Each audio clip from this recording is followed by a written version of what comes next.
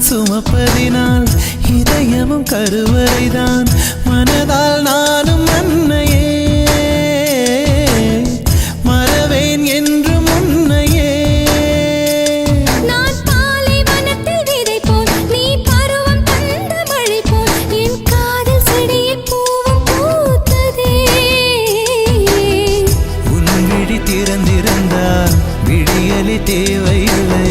உன்னை நான் துறந்திருந்தால் உயிரது சொந்தமில்லை. இத்தனையும் இனி கிடைக்குமா? கிடைக்கும் கிடைக்கும், நான் கூட சொல்கிறேன். அழகே பிரம்மனிடம் மனு கொடுக்க போயிருந்தேன். நீ என் மனைவியாக வேண்டும்.